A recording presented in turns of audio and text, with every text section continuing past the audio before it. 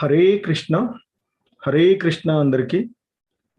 So ఈరోజు భక్తి సదాచార్ క్లాస్లో మనము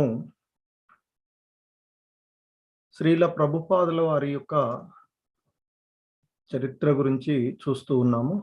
గురు పరంపరలో ఇస్కాన్ వ్యవస్థాపక ఆచార్యులైనటువంటి శ్రీల ప్రభుపాదుల వారు వారి యొక్క జీవితంలో జరిగినటువంటి ఈ అంశాలను సంక్షిప్తంగా వారి యొక్క జీవిత చరిత్రలో ఉన్నటువంటి విషయాలను చూస్తూ గత వారం క్లాస్లో శ్రీల ప్రభుపాదుల వారి యొక్క బాల్యము, కాలేజీ విద్య, తర్వాత ఆయన యొక్క వివాహము, ఆ తర్వాత వారి యొక్క గురువు అయినటువంటి శ్రీల భక్తి సిద్ధాంత సరస్వతి ఠాకూర్ వారితో వారి యొక్క పరిచయము, ఆ తర్వాత వారిని గురువుగా స్వీకరించడము అనేటువంటి అంశాలని మనము గత వారం క్లాసులో చూడడం జరిగింది.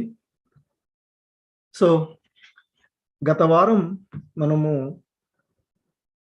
చూసినటువంటి చర్చించుకున్నటువంటి అంశాలలో కొన్ని అంశాలను మనము ఒకసారి డిజిటల్ హ్యాండ్ రైజ్ చేయండి. కొన్ని ప్రశ్నలు చూద్దాం ఏమి మనము శ్రీల ప్రభుపాదుల వారి గురించి మనం ఏం తెలుసుకోవడానికి ప్రయత్నం చేశాము, ఏమి క్లాస్లో మనం విన్నాము అనేటువంటి అంశాలు చూద్దాము. హరే కృష్ణ. సో మొదటి ప్రశ్నగా శ్రీల ప్రభుపాదుల వారు జన్మించినటువంటి నగరం పేరు. హరే కృష్ణ. ఏ నగరంలో? హరే కృష్ణ. సూర్యప్రకాష్ రావు ప్రభు. కలకత్తా నగరం. కలకత్తా. హరే కృష్ణ ప్రభు. హరి బోల్. నెక్స్ట్, వారు ఏ సంవత్సరం ఏ నెలలో వారు ఈ భూమిపైకి అవతారం జన్మించడం జరిగింది? హరే కృష్ణ. రాజేశ్వరి మాతాజీ.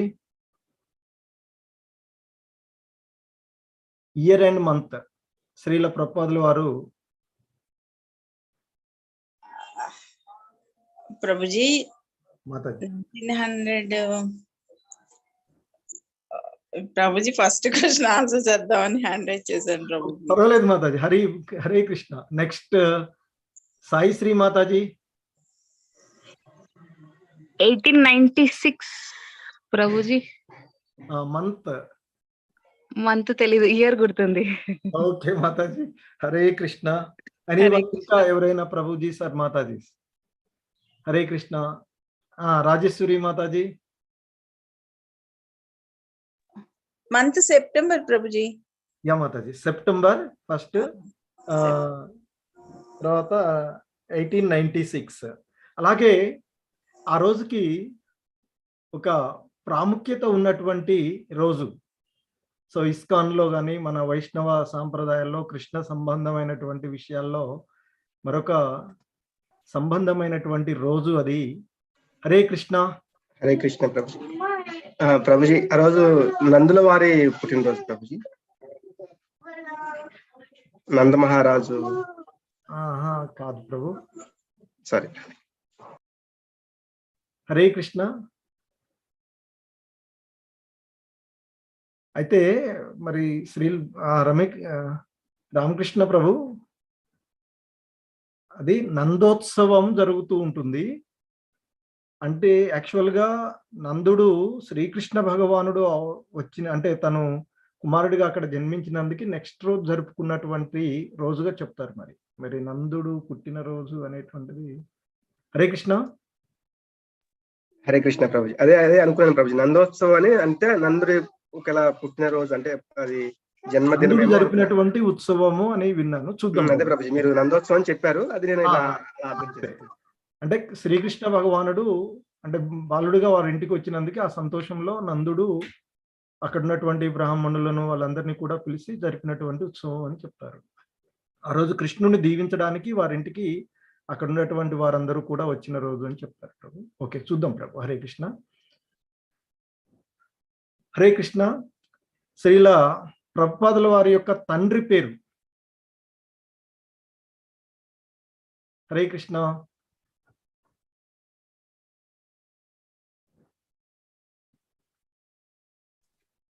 ఎం రాజేశ్వరి మాతాజీ.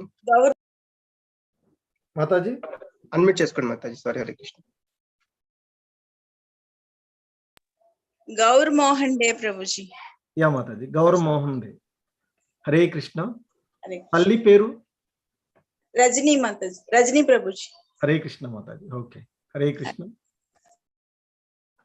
ఓకే, అలాగే ఆయన పుట్టినటువంటి ఆ జన్మ కుండలి, ఆ నక్షత్రం, జ్యోతిషుడు ఆ భవిష్యవాణి చెప్పడం జరిగింది. ఆ భవిష్యవాణిలో ఆ జ్యోతిష్కుడు చెప్పినటువంటి విషయాలను ఎవరైనా ఏం చెప్పారు అనేటువంటిది ఒకటి మనము అనుకోవడం జరిగింది. 70 years అప్పుడు అవి దేశ విదేశాల్లో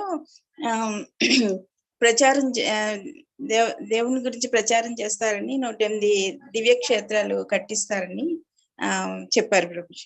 హరే కృష్ణ మాతాజీ. హరి బోల్. ఓకే, అలాగే ఆ తర్వాత స్కూల్ విద్య, ఆ తర్వాత కళాశాలలో, ఆ తర్వాత ఆ సమయంలోనే గాంధీజీ యొక్క సిద్ధాంతాలకు ప్రభావితం కావడము, ఆ తర్వాత తన యొక్క స్నేహితుడి యొక్క ప్రోత్సాహంతో ఒక సన్యాసి ఉన్నారు, ఆయన కలుద్దాము అనేటువంటి చెప్పినటువంటి సందర్భంలో వారు కలిసినటువంటి సన్యాసి పేరు, అలాగే సంవత్సరము గుర్తు ఉన్న వాళ్ళు హ్యాండ్ రైజ్ చేయొచ్చు Mataji are prabhujis. Hare Krishna.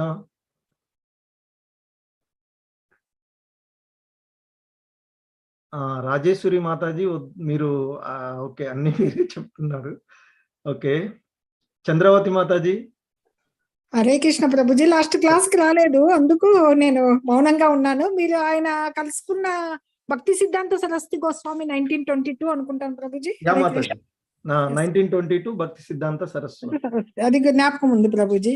Okay Mataji. Hare Krishna. Okay, Hare Krishna. So ఆ తర్వాత 1922లోనే తొలి సమావేశము వారితో జరిగినటువంటి సందర్భం అది. సో తర్వాత ఇక మరి గురువు సందర్భంలో వారు దీక్షను స్వీకరించినటువంటి సంవత్సరం. హరే కృష్ణ. 1933 ప్రభుజీ. 1933. సో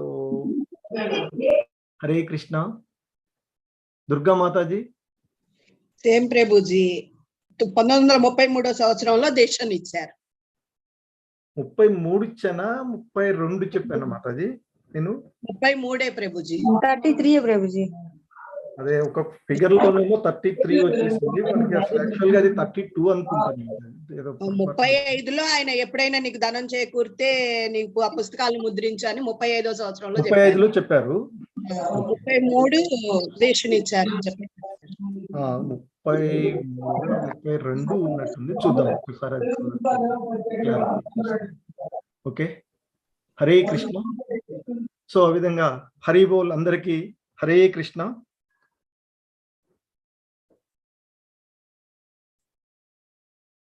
సూర్యప్రకాష్ రావు ప్రభు. అది 1933 చెప్పారు ప్రభుజీ మీరు. భక్తి వేదాంత సరస్వతి ఠాకూర్ దగ్గర దీక్ష తీసుకున్నారు 1933లో అన్నారు. 33 అనేటువంటిది దానిలో వచ్చేసింది ఫిగర్ లో. అన్ని పుస్తకాల్లో 32 అని ఉంది, అదొక్కటి చూడాలి ప్రభు. అవునా? అదొక్కటి కొంచెం. హరే కృష్ణ. ఫిగర్ లో అయితే మనకు ఇచ్చిన దాంట్లో ఇస్కాన్ అది ఉంది, అలాగే 33 ఉన్నట్టున్నారు దాంట్లో. ఓకే, రాసుకోవటం. ఓకే ప్రభు. హరే హరే కృష్ణ. కృష్ణ ప్రభు. ధన్యవాదాలు. హరే కృష్ణ.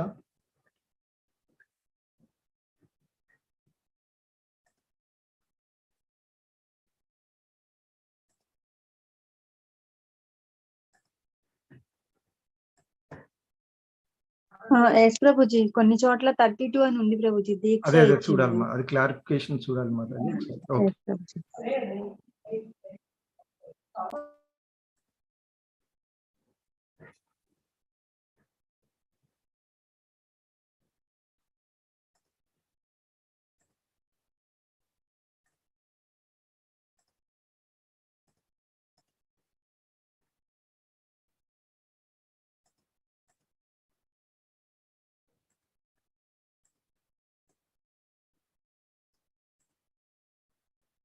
హరే కృష్ణ. హరే కృష్ణ అందరికీ. సో అందరికీ ధన్యవాదాలు. చాలా చక్కగా కొన్ని చిన్న డిస్కషన్, గత క్లాస్లో ఏం చూసాము, ఏమేమి విషయాలను మనం చర్చించుకున్నాము అనేటువంటి విషయాలను ఒకసారిగా చూసాము. హరే కృష్ణ. సో మరొకసారి అందరికీ కూడా ఇస్కాన్ శ్రీ శ్రీ రాధా గోవింద ఆలయం మంగళూరు కర్ణాటక తరపున ఈరోజు ఈ క్లాస్కి స్వాగతం తెలియచేస్తూ ఉన్నాము. భక్తి సదాచార్ శ్రీ గురు పరంపరలో మనకి ఉన్నటువంటి బ్రహ్మ మధ్వ గౌడీయ సాంప్రదాయ విధానంలో కృష్ణుడి నుంచి వచ్చినటువంటి, ఆ తర్వాత బ్రహ్మ, తర్వాత నారదుడు, ఈ విధంగా శ్రీల ప్రభుపాదుల వారి యొక్క ఆ గురు పరంపరలో ఇస్కాన్ వ్యవస్థాపక ఆచార్యులైనటువంటి శ్రీల ప్రభుపాదుల వారి యొక్క విషయాలను మనము అవగాహన చేసుకోవడానికి ప్రయత్నం చేస్తూ వస్తూ ఉన్నాము.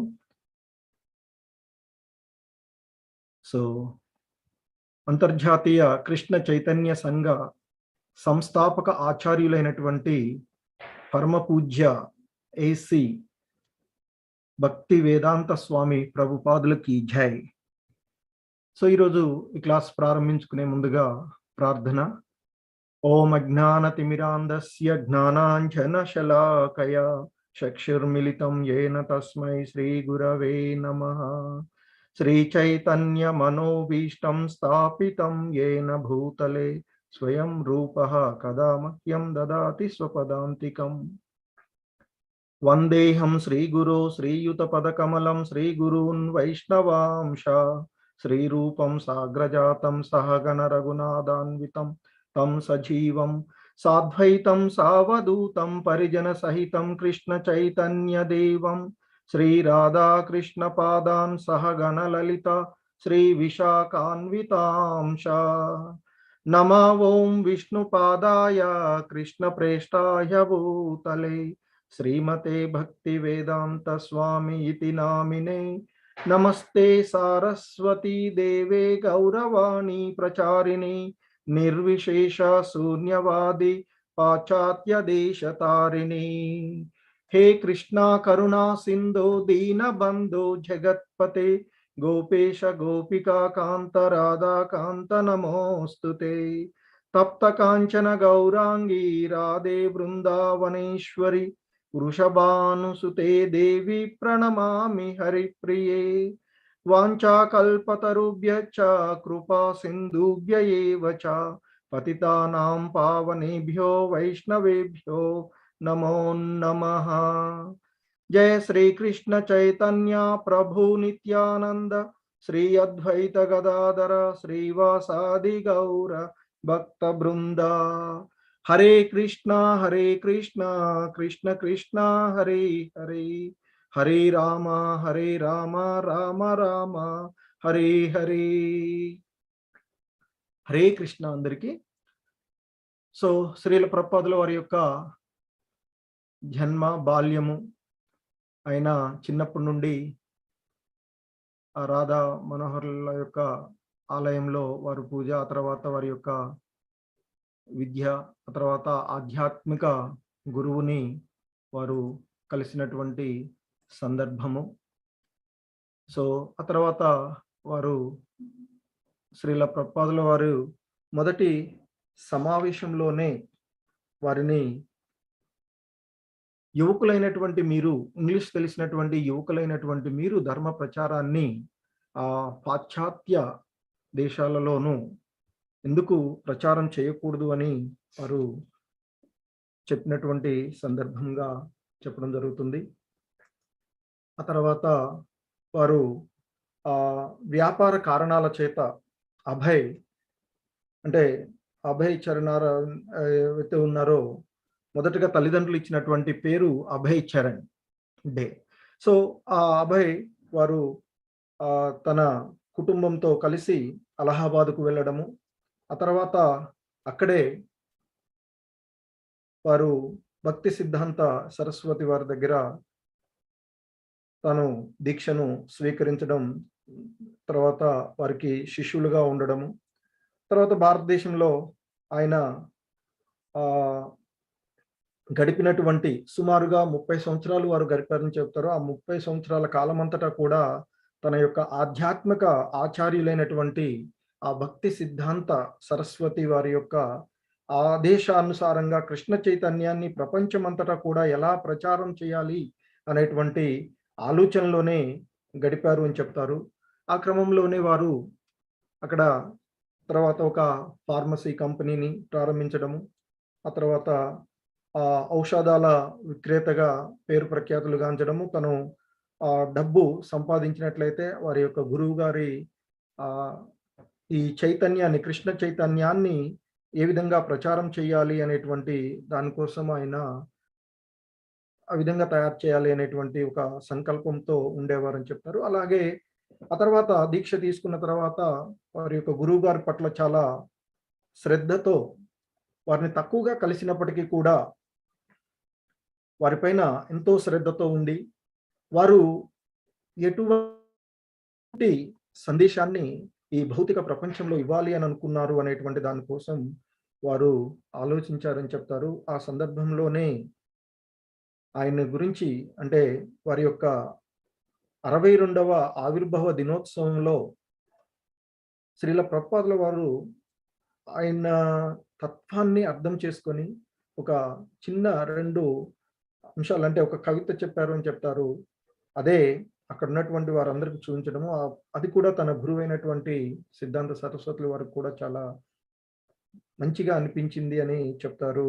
అదే పరతత్వము చేతనమని నిరూపించావు, నిర్విశేషవాదము ఆ సంకటాన్ని పారదూలావు నీవు అంటూ ఆ ఆయన గురువు గురించి చాలా చక్కగా, చాలా స్వల్ప సరళమైనటువంటి కవితను ఇవ్వడము. ఆ తర్వాత ఆయన గురువు గారు సంపాదకునికి ది హార్మోనిస్ట్ పత్రికా సంపాదకునికి ఇక నుంచి అభయ్ ఏవి ప్రచురించింది ఏమి రాసినా దాన్ని మీరు ప్రచురించండి అని చెప్పడం జరిగింది అని చెప్తారు. అలాగే ఇక శ్రీల ప్రభుపాదుల వారు ఇక 1935 సంవత్సరంలో సమావేశము చాలా అత్యంత ప్రధానమైనటువంటి సమావేశం అని చెప్తారు. అది కూడా బృందావనంలో జరిగినటువంటి సమావేశం అని చెప్తారు. తన గురువు గారితో ఆయన కలిసినటువంటి సందర్భంలో జరిగినటువంటి సమావేశం. అప్పటికి ఆయన శ్రీల ప్రభుపాదుల వారు అభయ్ చరణ్ ఎవరైతే ఉన్నారో ఒక ప్రారంభ భక్తుడేం కాదు, ఆల్రెడీ దీక్ష తీసుకున్నటువంటి వాడుగా ఉన్నటువంటి వాడు, అలాగే ఒక ప్రామాణికమైనటువంటి శిష్యుడు. ఎందుకంటే గురువు గారి యొక్క భావాలను అర్థం చేసుకొని ఆయన తత్వాన్ని కూడా కవితల రూపంలో చెప్పగలిగినటువంటి వాడు. సో అతడు ఇంకా ఆయన గృహస్థ ఆశ్రమంలోనే ఉన్నారు, ఉండి కూడా తన సాయశక్తుల పనిచేస్తూ ఉండేటువంటి వారు. గురువు వారి యొక్క మాటలను, ఆయన యొక్క వాణి ఏదైతే ఉందో వాణి సేవ అని చెప్తారు. ఆయన చెప్పినటువంటి విషయాలన్నింటినీ కూడా చాలా చక్కగా ఆచరిస్తూ ఉండేటువంటి వారు. అటువంటి సందర్భంలో వారిద్దరూ కలుసుకున్నటువంటి సందర్భంలో ఒకనాడు శ్రీల భక్తి సిద్ధాంత ఠాకూరులు ఆ రాధాకుండం అనేటువంటి పవిత్రమైనటువంటి కొలను ప్రక్కన అభయ్ మరియు ఇతర చాలా మంది ఆ శిష్యులతో కలుస్తూ నడుస్తూ ఉన్నప్పుడు వారు కొద్దిసేపు అభయ్తో వ్యక్తిగతంగా చర్చించారట. చర్చిస్తూ తమ ప్రముఖ శిష్యుల్లో కొందరు పరస్పరం ఘర్షణ పడుతున్నారు అని, ఎందుకంటే ఆయన అప్పటికే 64 గౌడీయ వైష్ణవ సంఘాల మఠాలను స్థాపించినటువంటి వారు, చాలా మంది శిష్యులను కలిగి ఉన్నటువంటి వారు, ఎంతో ఈ ధర్మ ప్రచారాన్ని ఎంతో చేసినటువంటి వారు. అక్కడ ఆ ఉన్నటువంటి శిష్యుల్లో ఆయన వ్యక్తిగతంగా శ్రీల ప్రభు అంటే అభయ్ చరణ్తో మాట్లాడుతూ ఉన్నటువంటి అభయ్ చరణ్ అరవింద్, ఎందుకంటే ఆయనకి దీక్షలు ఇచ్చినటువంటి హరినామము ఇవ్వబడినటువంటి అరవింద్, అభయ చరణారవింద అని పిలుస్తడం జరుగుతుంది అప్పటి నుంచి.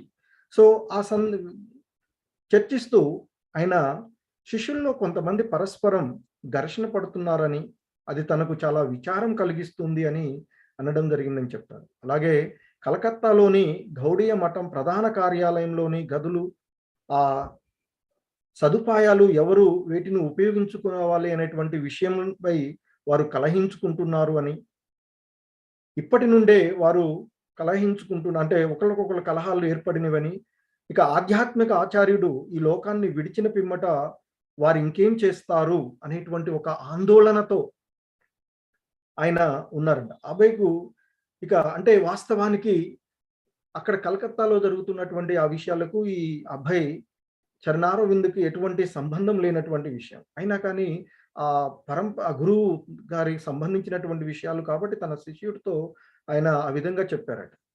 సో ఇక అయితే వాటి గురించి కూడా వివరాల గురించి కూడా శ్రీల ప్రభుపాదులకు ఏమీ తెలియనటువంటి విషయం. కానీ తన ఆధ్యాత్మిక ఆచార్యుడి విచారాన్ని ఆయన బాధపడుతూ ఉన్నటువంటి ఆయన యొక్క ఆందోళన గురించి విన్న తర్వాత అబ్బాయి శ్రీల ప్రభుపాదుల వారు ఎవరైతే ఉన్నారో వారు కూడా విచారానికి గురయ్యారు అని చెప్తారు.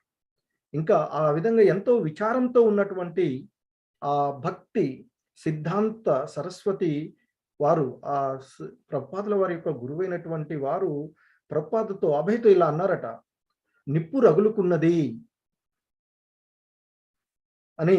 అది ఏదో ఒక రోజు కలకత్తా గౌడీయ మఠంలో రగులుకుంటున్నటువంటి స్వార్థ ప్రయోజనాలనేటువంటి ఆ నిప్పు ఏదైతే ఉందో అది మరింతగా వ్యాపించి మఠాన్ని నాశనం చేస్తుంది అని అన్నారట. సో అభయ్ అదంతా కూడా విన్నారట, కానీ దానికి పరిష్కారం మాత్రం ఆయనకి ఏమీ దోచలేదట. ఆ సమయంలో శ్రీల ప్రభుపాదుల వారికి ఎటువంటి పరిష్కారం లభించలేదు అట.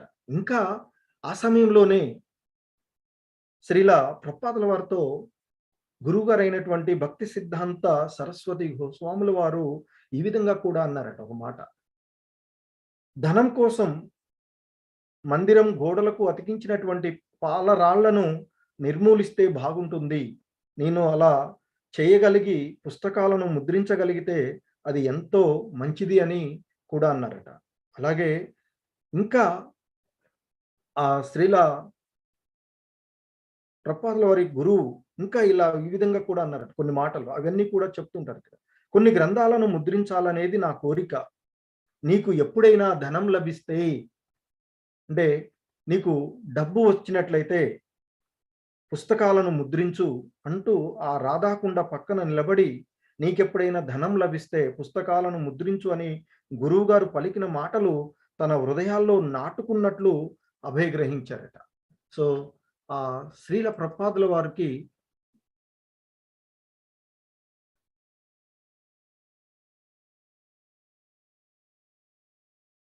హరే కృష్ణ వాయిస్ వినిపిస్తుందా మాతాజీ? ఉంది ప్రభుజీ. ఎవరో కొంచెం పెద్దగా అంటుంటే దూరం అయినా నేను. ఓకే, హరే కృష్ణ. సో ఆ భక్తి సిద్ధాంత సరస్వతుల వారు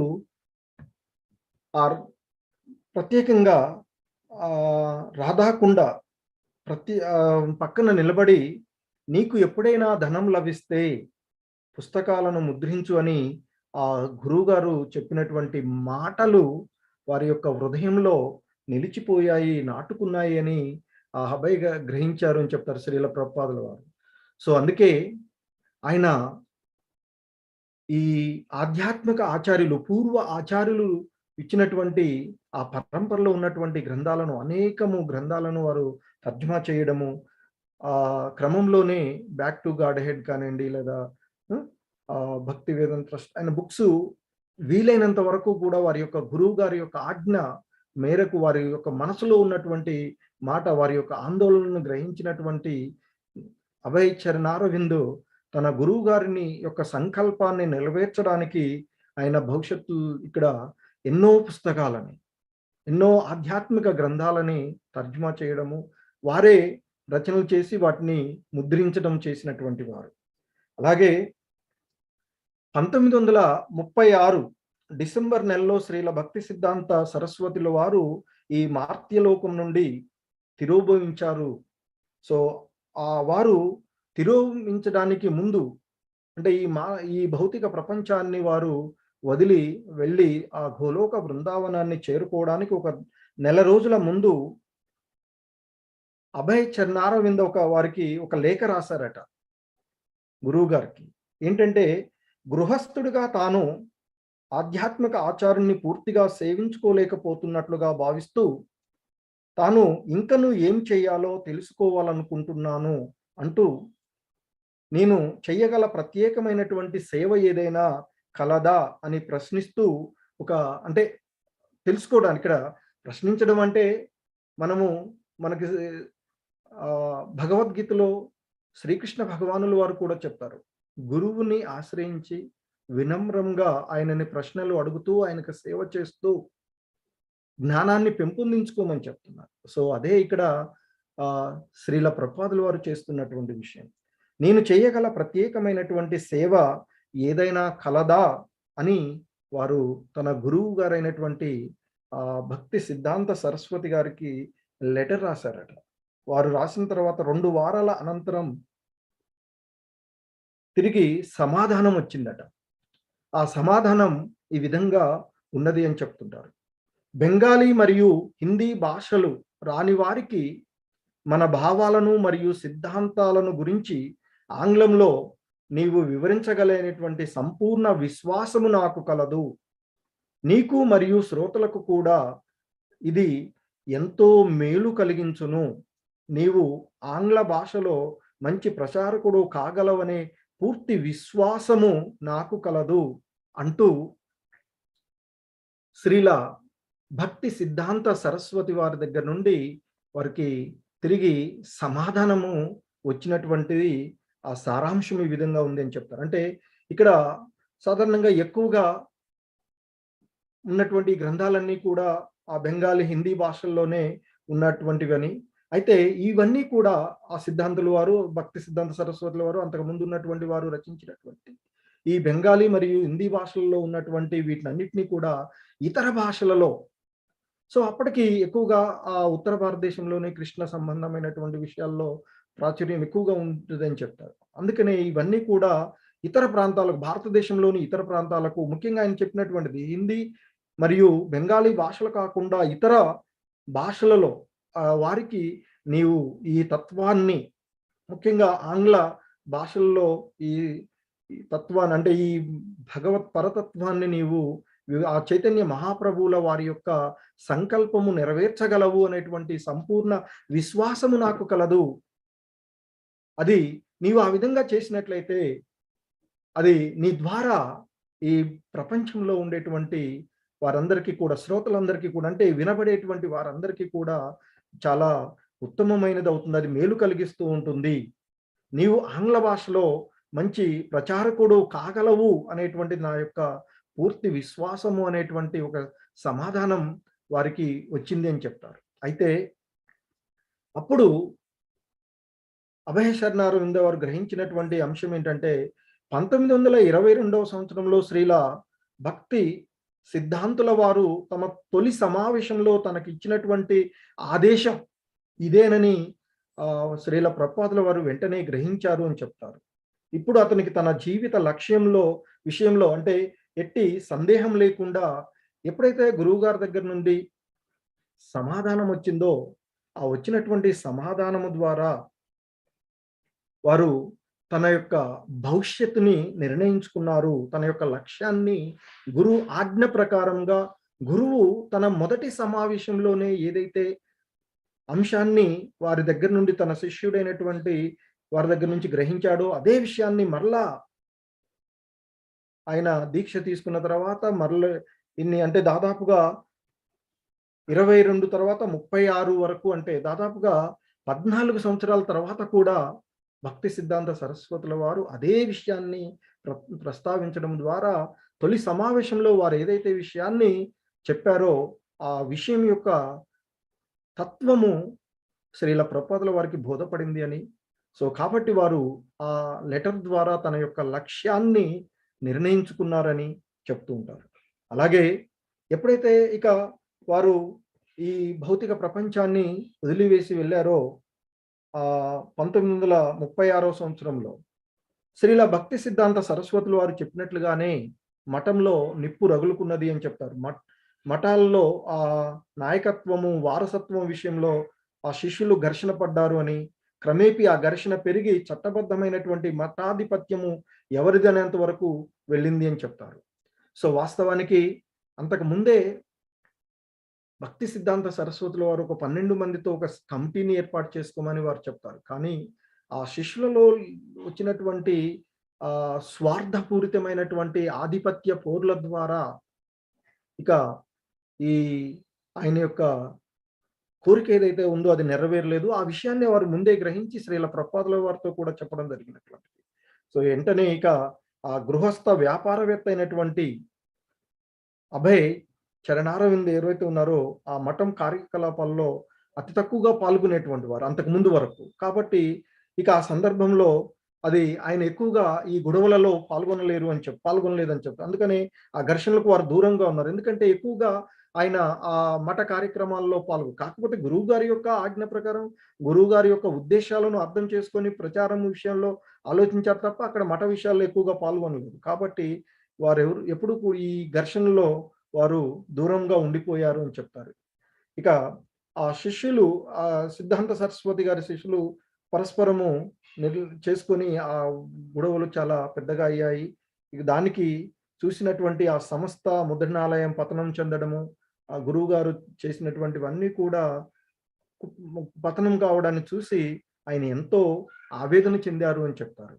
సో అలాగే అదే సమయంలో ఆ 1936 ఆ ప్రాంతాలలో మరి భారతదేశంలో మరొక కలహాలతో కూడినటువంటి ఆ 2వ ప్రపంచ యుద్ధం కూడా మొదలైందని చెప్తారు. ఇక అప్పుడు ఆ సమయంలోనే ఆంగ్లేయులు మన భారతదేశంలో ఇక ఈ ఆహారం వారి యొక్క అంటే నిరాకరణ విధానం అనేటువంటి ఒక వ్యూహంతో ఆహార పదార్థాలను శత్రువుల చేతులకు చిక్కుతాయేమో అని చెప్పి అవన్నీ కూడా నావలలో వచ్చేటువంటి ఆహార పదార్థాలన్నీ కూడా సముద్రంలోనే పడేశారని చెప్తారు. అప్పుడు ఆ సమయంలో ఆ బెంగాల్ ప్రాంతంలో చెత్తా చెదారాలను అంటే ఆహారం కోసం పిల్లలు పిడికడ ఎంగిలి మెతుకుల కోసం ఆ చెత్తా చెదార పదార్థాల్లో వెతుక్కున్నారని చెప్తారు. కొన్నాళ్ళ తర్వాత వారు సహజంగానే ఆహారం కొరకు వీధి కుక్కలతో పోట్లాడడం కూడా వారు చూశారు అని చెప్తారు. శ్రీల ప్రభుపాదుల వారు చూసినటువంటి అంశం.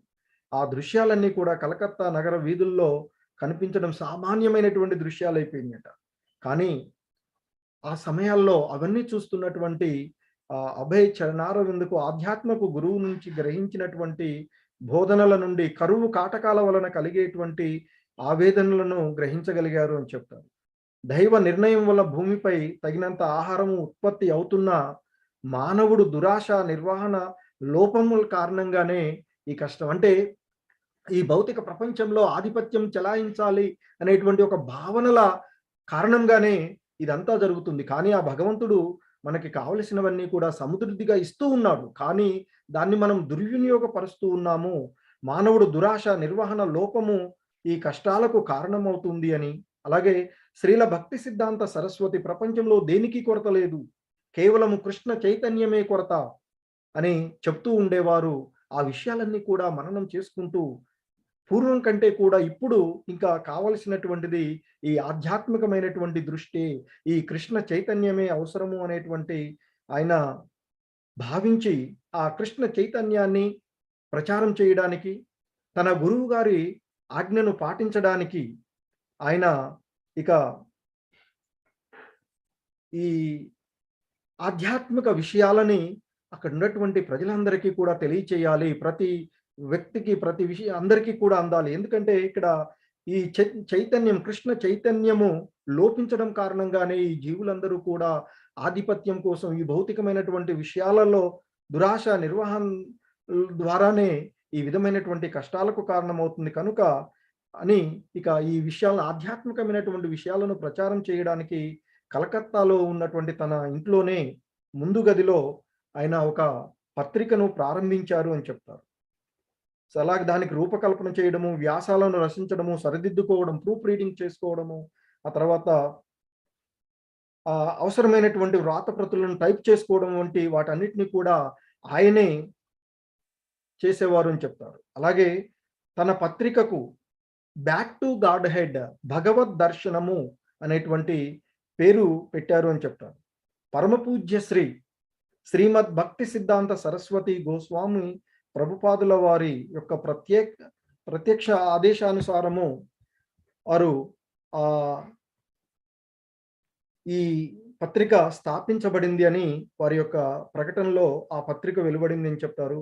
అయితే ఆ సందర్భంలో అక్కడ ఆ పత్రికకు కావలసినటువంటి పేపర్ కొరత, ఎందుకంటే ఆ ప్రపంచంలో యుద్ధం జరుగుతున్నటువంటి సందర్భంలో ఆ పేపర్ కొరత కూడా కొంత ఆయన ఎదుర్కోవడము, ఆర్థిక స్తోమత సరిగా లేకపోయినటువంటి పరిస్థితులను వారు ఎదుర్కొన్నారు అని చెప్తారు.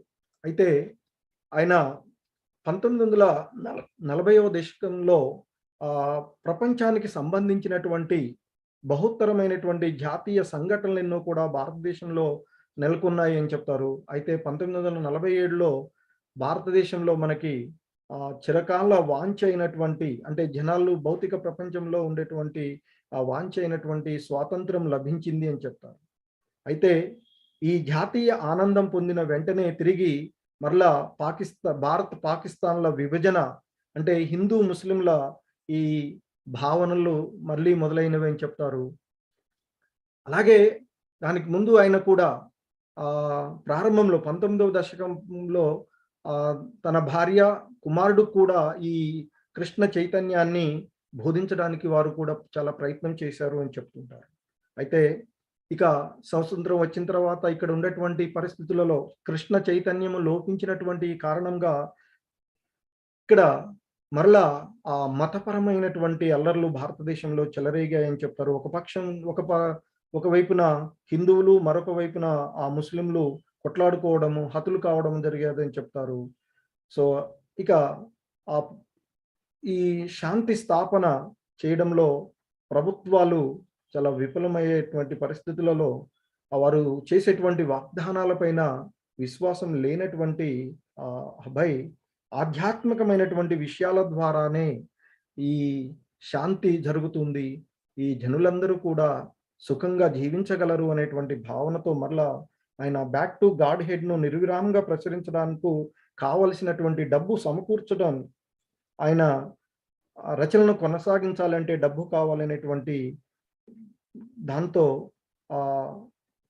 పత్రికను నడపడానికి కావలసినటువంటి వనరుల కోసం ఆయన ప్రయత్నం చేశారు. అదేవిధంగా ఆ పత్రికలో ఆయన భగవద్గీతకు వ్యాఖ్యానము రచించాలనేటువంటి వారి యొక్క దృఢమైనటువంటి కాంక్ష కూడా నెరవేర్చుకోవడానికి ప్రయత్నం చేశారని, అలాగే శ్రీ చైతన్య మహాప్రభువుల వారి యొక్క సందేశం, అలాగే ఆ గురువు గారి యొక్క ఉత్తరాల ద్వారా, అంటే ఇచ్చినటువంటి వారు తెలుసుకున్న ఆ అంశాన్ని గ్రహించినటువంటి అంశాల ద్వారా, ఉత్తరాల ద్వారా బోధించడము జరిగింది అని, అలాగే ఉత్తరాలు రాస్తూ ఆ ప్రభుత్వ నాయకులకు ముఖ్యంగా భారతదేశంలో అప్పుడుగా ఉన్నటువంటి ఆ ప్రముఖులందరికీ కూడా ఈ ఆధ్యాత్మికమైనటువంటి విషయం పైన, ఆ భారతదేశంలో ఉదయించేటువంటి ఆ కృష్ణ చైతన్య సంస్కృతి మాత్రమే ఇటువంటి కలహాల నుండి బయటపడడానికి, ఆ కలహాల నుండి, సంక్షోభాల నుండి విజయవంతంగా బయటపడేటువంటి మార్గము అని అక్కడ ఉన్నటువంటి ప్రముఖులకు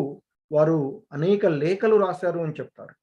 కొన్నిసార్లు వారు రాసినటువంటి ఆ లేఖలకు సమాధానం వచ్చేవి అని, మరికొన్నిసార్లు చాలాసార్లు వారి యొక్క ఉత్తరాలు నిర్లక్ష్యపరచబడేవి, అంటే వారికి ఎటువంటి సమాధానం కూడా రాకుండా ఉండేటువంటిది అని చెప్తారు. ఆ విధంగా వారు ఎంతో ఆధ్యాత్మిక విషయాలను తన గురువు గారి యొక్క మాటలను అనుసరించి వారు ఈ భౌతిక ప్రపంచంలో శాంతియుతంగా, సుఖంగా, ఆనందంగా ఉండడానికి ఈ భౌతికమైనటువంటి ఇంద్రియ విషయాలు వీటన్నిటి నుండి బయటపడడానికి కృష్ణ చైతన్యమే, కృష్ణ చైతన్య సంస్కృతి అనేటువంటి ఒక పద్ధతి మాత్రమే దోహదపడగలదు అనేటువంటి విషయాన్ని అక్కడ నాయకులకు వారు తెలియచేయడానికి ఎంతో ప్రయత్నం చేసి ఆ క్రమంలోనే అనేక లెటర్స్ రాశారని చెప్తారు. అలాగే ఇంకా శ్రీల ప్రభుపాదుల వారి యొక్క ఒక ఉద్దేశం కూడా మోహన్ దాస్ అంటే గాంధీ మహాత్ములు ఎవరైతే ఉన్నారో వారిని కూడా ఈ భక్తియుత సేవలో నియమించాలనేటువంటి ఆలోచన కూడా వారికి వచ్చిందని చెప్తారు. తన దేశ ప్రజల తరపున ధైర్య సాహసాలతో విరివిగా నైతిక కార్యకలాపాల్లో జీవితమంతా పోరాడినటువంటి ఆ గాంధీజీకి భారతీయులు అత్యధికంగా ప్రభావితులు చేయగలిగేటువంటి శక్తి ఉంది అనేటువంటి విషయంతో ఆయన ద్వారా ఈ భక్తి విషయాలను కూడా తెలియచేయడానికి వారు ఎంతో ప్రయత్నం చేశారని చెప్తారు. కానీ వారు ఆ విషయాన్ని ఎవరు కూడా ముందుకు రాకపోవడం జరిగింది అని చెప్తారు. అయితే ఆయన 1947 డిసెంబర్ 7 తేదీన ఢిల్లీలో ఉన్నటువంటి గాంధీజీకి ఒక సుదీర్ఘమైనటువంటి లేఖను రాశారట. ఆ లేఖ సారాంశం ఏంటంటే, లేఖ హిందూ ముస్లింల సమైక్యత గ్రామీణ అభ్యుదయానికి సంబంధించి గాంధీజీ రూపొందించినటువంటి సూత్రాలను నిర్లక్ష్యపరుస్తూ భారత జాతికి నాయకత్వం వహిస్తున్నటువంటి చాలా మంది తమ పూర్వపు అనుచరులకు మరియు గాంధీజీకి మధ్య విభేదాలు ఏర్పడ్డాయని అభయ్కి తెలిసినటువంటి విషయం. హిందువులు మరియు ముస్లింలు కూడా గాంధీజీని విమర్శించేటువంటి వారు ఆ సమయంలో జరుగుతున్నటువంటి సందర్భం. అలాగే ఆ 78 ఏళ్ల వయసులో గాంధీజీ విషాదంతో మరియు శారీరక బలహీనతలో ఉన్నారు అని చెప్తారు. అప్పటి వరకు ఆ సందర్భంలో ఆయన గాంధీజీని గమనించినటువంటి విషయం. అయితే బహుశా వారు పంపినటువంటి ఆ ఉత్తరం గాంధీజీకి చేరలేదేమో అని అభయ్ అనుకున్నారు అని చెప్తారు.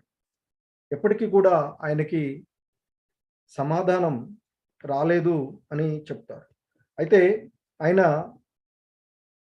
గాంధీజీకి రాసినటువంటి దానిలో ఇలా చెప్తారట, తాను వారి యొక్క అపరిచిత మిత్రుగా పరిచయం చేసుకుంటూ ఈ విధంగా రాశారట, మీ నిజమైన మిత్రునిగా చెప్తున్నాను, మీరు కీర్తికరం కాని మృత్యువును పొందకుండా ఉండాలని భావిస్తే మీరు వెంటనే క్రియాశీల రాజకీయాల నుండి తప్పుకోవాలి. గాంధీజీకి గల గౌరవాన్ని మరియు కీర్తిని గౌరవిస్తూనే గాంధీజీ గనుక రాజకీయాల నుండి విరమించుకుని భగవద్గీతను అవగాహన చేసుకోగలుగుటలోనూ ప్రచారం చేయుటలోనూ నెలకొనకపోతే అప్పటి వరకు తాను చేసిందంతా కేవలము భ్రమగా మారునని వారు చెప్పడం జరిగింది అటువంటి అంశం. ప్రత్యేకించి గాంధీజీ ఇప్పుడు అంతిమ దశలో ఉన్నందున వారు రాజకీయాల నుండి వైదొలిగి పరమ సత్యాన్ని అన్వేషించవలసిందిగా అభయ్ హెచ్చరించారు అని చెప్తారు. గాంధీ కనీసం ఒక నెల రోజులైనా విరామం తీసుకుని తనతో భగవద్గీత చర్చాగోష్ఠిలో పాల్గొనాలని అభయ్ చరణారవిందు ఆయన్ని చెప్పారని చెప్తారు. అయితే అభయ్ చరణారవింద్ అనేటువంటి శ్రీల ప్రభుపాదుల వారు రాసినటువంటి ఆ ఉత్తరానికి ఎప్పటికీ సమాధానం రాలేదట. కానీ నెల రోజుల తర్వాత జనవరి 30న గాంధీజీ హత్యకు గురయ్యారు. అంతకు నెల రోజుల ముందు అభయ్ రాసిన ఉత్తరము ఒక భవిష్యవాణిగా పరిగణించబడింది అని చెప్తారు. సో అంటే శ్రీల ప్రభుపాదుల వారు గాంధీజీ యొక్క భవిష్యత్తును కూడా ఊహించగలిగారు, భవిష్యవాణిగా ఇక్కడ ఎందుకంటే ఈ భౌతికమైనటువంటి విషయాలన్నీ కూడా తాత్కాలికమైనటువంటివి, ఏది కూడా శాశ్వతం కాదు. కానీ మరి కృష్ణ చైతన్యం మాత్రమే శాశ్వతమైనది, శాశ్వతమైనటువంటి ఆనందాన్ని. ఇక్కడ వచ్చినటువంటి పేరు ప్రఖ్యాతులు ఇప్పుడు బయట భౌతిక ప్రపంచంలో చూస్తే మనం గాంధీజీని మహాత్ములుగా చెప్పుకుంటాం, కానీ ఆయన్ని ఒక రకంగా విమర్శించేటువంటి వారు కూడా కొంతమంది హిందువుల్లో ఉన్నారు, ముస్లింలో ఉంటారు, ఆ విధంగా ఉన్నటువంటి పరిస్థితి. కానీ అందరికీ కుల మత వర్గ లింగ భేదం లేకుండా, వయస్సు భేదం లేకుండా, ప్రాంతాలకు అతీతంగా ఉండేటువంటి అంశం ఒక్కటే, అదే పరమసత్యము, అదే ఆ భగవంతుడు, దేవాది దేవుడైనటువంటి కృష్ణ భగవానుల వారి యొక్క వాస్తవికమైనటువంటి సందర్భం. దాన్నే చైతన్య మహాప్రభువుల వారు ఈ భౌతిక ప్రపంచంలో ఉండేటువంటి జనులందరికీ కూడా ఉద్ధరించాలి అనేటువంటి భావనతో తీసుకొచ్చినటువంటి అంశం.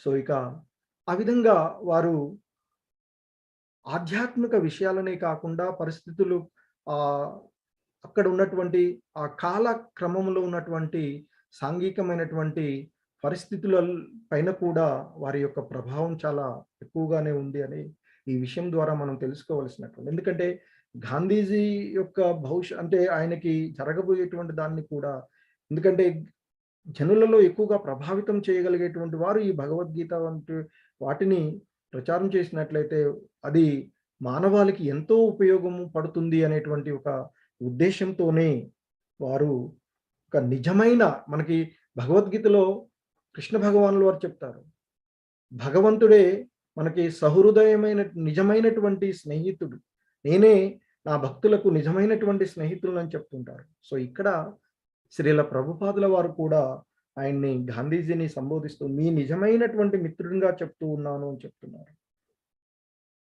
మీ కీర్తి ఏదైతే ఉందో అది అంటే మీ ఆ మృత్యువు పొందకుండా ఉండాలి అంటే భగవద్గీత అంశంలో రమ్మంటే, కానీ ఆయన పక్కనున్నటువంటి వారు మరి ఏ విషయాల్లోనో ఆ ఉత్తరం వారికి చేరిందో చేరకపోవడం వల్ల వారు ఒక రకంగా అపకీర్తికరణమైనటువంటి మరణాన్ని పొందడం జరిగినటువంటిదిగా చెప్తూ ఉన్నారు.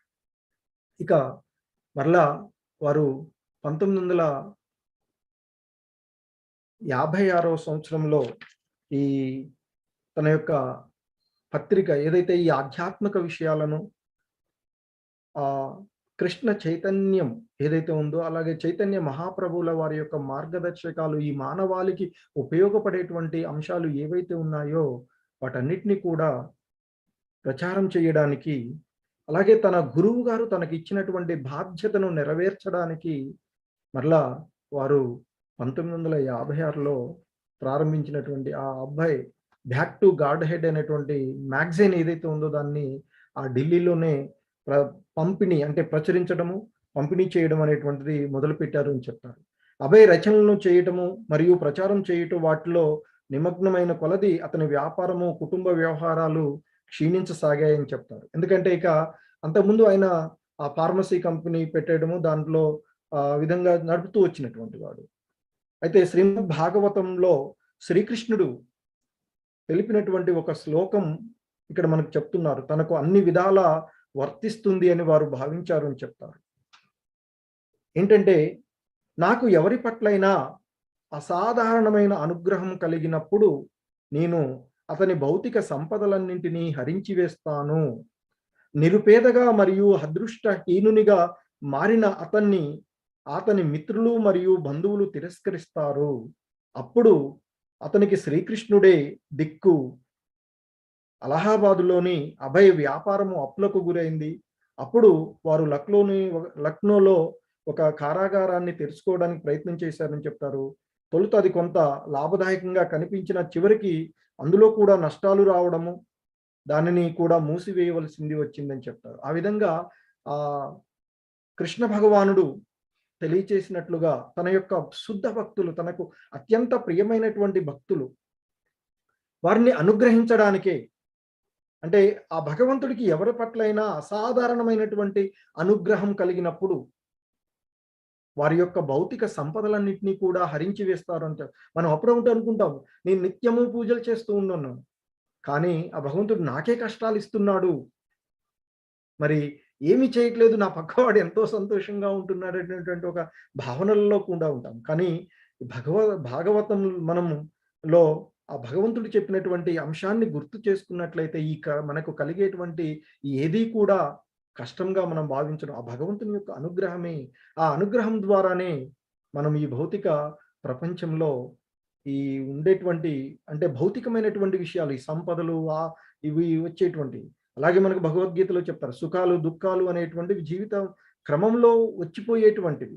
ఎలాగైతే మన జీవిత కాలక్రమంలో చలికాలము ఎండాకాలము వచ్చిపోతూ ఉంటుందో అదే మాదిరిగా మనకి ఈ లాభాలు నష్టాలు కష్ట సుఖాలు అనేటువంటివి అన్నీ తాత్కాలికమైనవే అని చెప్తారు.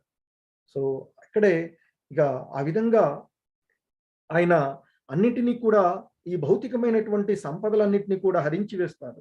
అప్పుడు నేను నా వాళ్ళు, ఎందుకంటే మనం కూడా కొన్ని సామెతలు వింటుంటాం, మన దగ్గర ఏదన్నా ఉన్నప్పుడే మన చుట్టూ నలుగురు వస్తూ ఉంటుంటారు. ఈ భౌతిక ప్రపంచంలో జరిగేటువంటి వాస్తవమే అది.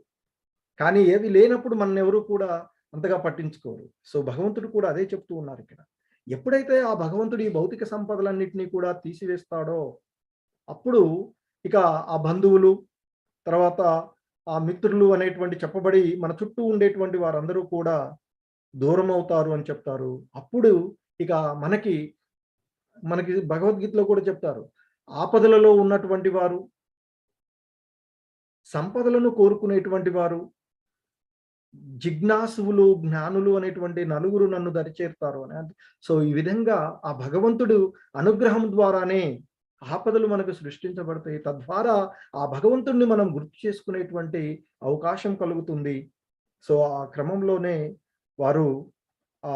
వారికి చేసేటువంటి వ్యాపారాలలో నష్టాలు రావడం జరిగిందని చెప్తారు. సో అలాగే అభయ్ తన భార్య పిల్లలను కలకత్తాలోని ఒక మేడపై భాగంలో ఉంచి ఇక ఎక్కువగా వారికి దూరంగానే ఉండేవారట. తర్వాత వారు అలహాబాద్ తిరిగి వెళ్ళి ఔషధాలలో అమ్మకాల్లో ఎక్కువ దృష్టి సారించలేకపోయేవారు.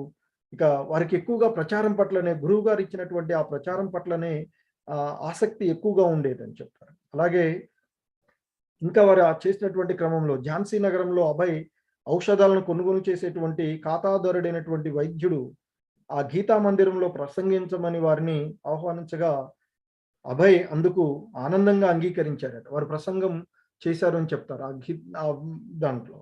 సో ఇక వారి ప్రసంగం ముఖ్యంగా యువత అయినటువంటి వైద్య విద్యార్థులు, విద్యా నిపుణులతో కూడుకున్నటువంటి ఝాన్సీ శ్రోతలను చాలా విశేషంగా ఆదరించబడింది అని చెప్తారు. ఏమైనాను సామాజిక మరియు సాంస్కృతిక పరమైనటువంటి విషయాలను మాత్రమే వారు ప్రశంసించారు అని చెప్తారు. ఇక అనేక మంది ఉపన్యాసకులను ఆహ్వానపరిచి ప్రసంగంను వినడానికి వారికి అలవాటే. కానీ అభయ్ ద్వారా ఒక శాశ్వతమైనటువంటి ఉపన్యాస కేంద్రాన్ని ఝాన్సీలో స్థాపన చేయడానికి ప్రయత్నం చేశారని వాళ్ళు ఎప్పుడూ కూడా భావించలేదని చెప్తున్నారు. అయినప్పటికీ అభయ్ గొప్ప భవిష్యత్తు దార్శికుడు అని, తర్వాత అలహాబాద్లో ఇక వారు ఆ వ్యాపార కార్యక్రమాలు తన యొక్క కుమారుడికి అప్పగించడము, తర్వాత ఝాన్సీలో ఒక ఆధ్యాత్మికమైనటువంటి ఉద్యమాన్ని ప్రారంభించడానికి వారు ప్రయత్నించారు అని చెప్తారు. సో ఇక శ్రీల ప్రభుపాదుల వారి యొక్క 56 సంవత్సరాలు నిండినటువంటి సమయంలో ఇక వారు తన ఆధ్యాత్మిక గురువు ఆదేశాలను అత్యధిక శ్రద్ధతో నెరవేర్చవలసినటువంటి తరుణము వచ్చిందని గ్రహించి ఝాన్సీలో ఒక పరిచయస్తునితో అభయ్ ఇలా అన్నారట, యావత్ ప్రపంచము ఆధ్యాత్మిక విప్లవం కొరకు వేచి చూస్తూ ఉన్నది. తన ఆధ్యాత్మిక గురువు గారి సంస్థ అయినటువంటి గౌడీయ మఠం అంతఃకలహాలతో, శాశ్వతమైనటువంటి చీలికలతో ప్రభావరహితమైనందున అభయ్ విశ్వవ్యాప్తంగా ప్రచారం చేయగల భక్తుల ఉద్యమాన్ని ప్రారంభించడానికి ప్రయత్నించారట.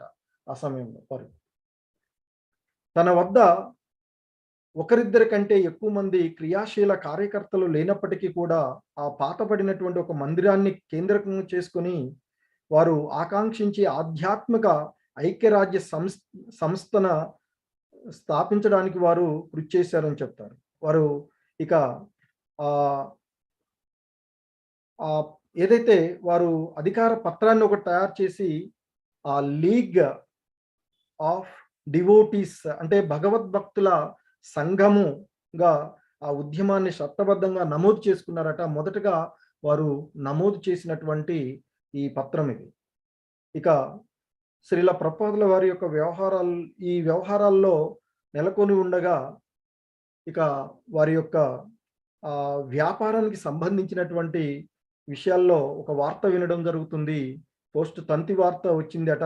అదే వారి వ్యాపారానికి సంబంధించినటువంటి ఆస్తులన్నీ కూడా దొంగల పాలయ్యాయని చెప్తారు. అలాగే వారి యొక్క ధనాన్ని, ఔషధాలు, ఇతర విలువైనటువంటి వస్తువులన్నింటినీ కూడా వారు దొంగిలించి వేశారు అని ఏదైతే పోస్ట్ కార్డు ద్వారా ఆయనకి ఉత్తరం వచ్చిందో, అంటే అందినటువంటి వార్త, ఆయనకి తంతి ద్వారా అందినటువంటి వార్త అది చదివి మౌనంగా ఉండిపోయారట శ్రీల ప్రభుపాదుల వారు. ఇక దాన్ని చెప్తుంటారు, శ్రద్ధాహులైనటువంటి భక్తుని భౌతిక విజయాలను నాశనం చేయడమే శ్రీకృష్ణుడి యొక్క అనుగ్రహము అనేటువంటి ఆ భాగవతంలో ఉన్నటువంటి శ్లోకాన్ని వారు స్మరించుకుంటూ, ఇక ఝాన్సీలోనే అభయ్ ఉన్నటువంటి శ్రీల ప్రభుపాదుల వారు మిత్రులలో ఒకరు అతన్ని అలహాబాద్కు వెళ్ళమని సలహా ఇచ్చారట. దానికి వారు ఇలా సమాధానం ఇచ్చారట, లేదు నాకు ఇదే బాగుంది, మొదట ఈ పరిస్థితి కొద్దిగా బాధపడిన విషయమే నిజమే, కానీ నేనిప్పుడు ఒక ముఖ్యమైనటువంటి బంధము తెగిపోవటను చూస్తున్నాను, మరియు నా జీవితం ఇప్పుడు పూర్తిగా రాధాకృష్ణుల్లో ఆశ్రయించి వారికే అంకితమయ్యను. సో ఎలాగైతే శ్రీకృష్ణ భగవానుడు తన ప్రియమైనటువంటి భక్తులకు ఈ భౌతికమైనటువంటి సంపదల నుండి దూరం చేయడానికి వారు ఏ విధంగా అయితే చేస్తారో అదే ఆయన విషయంలో కూడా ఇక్కడ జరిగినటువంటిది. సో వారు ఆ విధంగానే అర్థం చేసుకున్నారు. అంతేగాని నేను భగవంతునికి ఈ విధమైనటువంటి సేవలు చేస్తుంటే నాకున్నది పోవటం ఏంటి నేను ఈ కష్టాలని అని భావించలే. సో అది భగవంతుడి యొక్క అనుగ్రహం ద్వారానే నాకు ఈ విధంగా జరిగింది అని వారు భావించి, ఇది నాకు ఇంకా మంచిది, ఈ విధంగా ఉండడం వల్లనే నేను కృష్ణ చైతన్యాన్ని ఇంకా ముందుకు తీసుకువెళ్ళగలను అనేటువంటి ఒక భావనగా వారు భావించి వారు ఆ విధంగా ముందుకు వెళ్ళారు అని చెప్తారు. ఇక అలాగే వారు అనేక మందిని భక్తులుగా మార్చడానికి, అలాగే తన వ్యాపారాల్లో పోయినటువంటి ఆ విషయాన్ని వదిలేసి ఈ ఆధ్యాత్మికంగా వారు ప్రచారం చేయడానికి వారు ఇక తన కుటుంబ సభ్యులు తనకి ఏమన్నా సహాయపడతారేమని మొదటగా భార్యని కూడా కృష్ణ చైతన్యంలో ఉండాలి, కలిసి ఉండాలి అనేటువంటి ఒక సందర్భాన్ని వారు కోరుకున్నారు అని చెప్తారు. సో అయితే కొంచెం కుటుంబ విషయాల్లో చూస్తుండేమో, అది సాధారణంగా అందరి విషయాల్లో ఉన్నదే, శ్రీల ప్రభుపాదుల విషయంలో కూడా జరిగినటువంటి విషయం కూడా అదే అని చెప్తారు. ఎందుకంటే ఆవిడ విషయాల్లో చాలా, అంటే శ్రీల ప్రభుపాదుల వారు భగవద్గీత ఇవి ప్రచారం చేస్తూ ఉంటే ఆమె మేడ మీదకి ఎక్కి తన గదిలో కూర్చొని టీవీ చూడడం అలా చేసేవారు అని బయోగ్రఫీలో కొంచెం చూడడం జరిగినటువంటి అంశాలు. అయితే ఆ విధంగా సాధ్యమైనంత వరకు కృష్ణ చైతన్య ప్రచారంలో ఆమెను కూడా ఆయనతో కలిసి ప్రచారం చేయాలి అనేటువంటి భావంతో వారు ఉండేవారు అని చెప్తారు. కానీ ఆవిడ ఈ విషయంలో చాలా మొండిగా ఉండేది అని చెప్తారు. చివరికి 30 ఏళ్ల తర్వాత ఆవిడ నాకు ఏ విధంగా తోడ్పడదని నాకు అర్థమైంది అని శ్రీల ప్రభుపాదుల వారే రాసుకున్నటువంటి ఒక విషయం చెప్తారు. ఏంటంటే ఒకసారి శ్రీల ప్రభుపాదులకి వారి సతీమణికి జరిగినటువంటి సంభాషణ కూడా ఇక్కడ చెప్తారు. అభయ్ తన భార్యకు టీ త్రాగరాదని, నిష్ఠాపరులైనటువంటి వైష్ణవ కుటుంబానికి ఇది తగదని, అలవాటుని ఎప్పుడు అంటే ఇది అంటే తగని అలవాటు అని ఎప్పుడు వారు చెప్తూ ఉండేవారట. చివరికి ఒక రోజు విసిగిపోయినటువంటి శ్రీల ప్రభుపాదుల వారు ఈ విధంగా అన్నారట, నీకు టీ కావాలో నేను కావాలో తేల్చుకో, టీ మానకపోతే నేను నిన్ను విడిచిపోవలసి ఉంటుంది అని శ్రీల ప్రభుపాదుల వారు అంటే, అప్పుడు వారి భార్య నవ్వుతూ ఇలా అన్నారు అని రాస్తారు. అలాగైతే నేను కూడా నా భర్తను వదులుకోవాల్సి ఉంటుంది అని చెప్పి అంటారు. తర్వాత ఒక రోజు ఆవిడ గొప్ప అపరాధం చేసిందని చెప్తారు. అభయ్కి సంబంధించినటువంటి శ్రీమద్ భాగవత గ్రంథాన్ని టీ బిస్కెట్ల కొరకు అమ్మివేసింది అని, ఇక అభయ్ ఇంటికి వచ్చిన తర్వాత తన పవిత్ర గంధం కొరకు వెతికి ఆమె జరిగిన విషయం చెప్పింది. అది వినిన అభయ్ నిశ్చేష్టుడయ్యారు. ఆ సంఘటన వారి కుటుంబాన్ని త్యజించి వేసే విధంగా దృఢ నిశ్చయంతో వారు తమ వ్యాపారాన్ని మరియు కుటుంబాన్ని వదిలివేశారు అని చెప్తారు. ఇక వారు 1959 సెప్టెంబర్ 17న భక్తి ప్రజ్ఞాన కేశవ మహారాజు నుండి వారు సన్యాసం తీసుకోవడం జరిగింది అని చెప్తారు. దాదాపుగా 1950వ దశకం ఏదైతే ఉందో అది వారికి చాలా గడ్డు కాలంగా గడిచింది అని చెప్తారు. సో ఆ విధంగా శ్రీల ప్రభుపాదుల వారి యొక్క ఆధ్యాత్మిక జీవితంలో జరిగినటువంటి ఒడిదుడుకులు అవి. ఆ తర్వాత వారు సన్యాస ఆశ్రమమును స్వీకరించడము, ఆ తర్వాత జరిగినటువంటి మరికొన్ని అంశాలను నెక్స్ట్ క్లాస్లో చూద్దాం. హరే కృష్ణ.